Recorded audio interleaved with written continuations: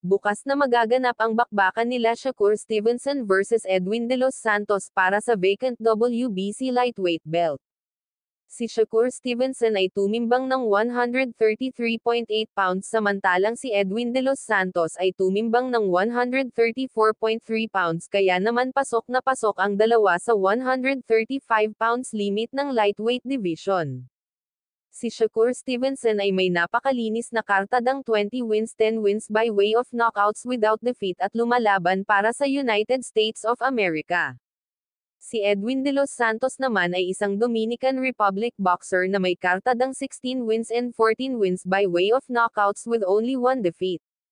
Si Shakur Stevenson ay dati ng 2 Division World Champion at susubukan niya sa labang ito na maging 3 Division World Champion. Co-main event din ang laban ng Emmanuel Navarrete versus Robson Conceição para sa WBO Super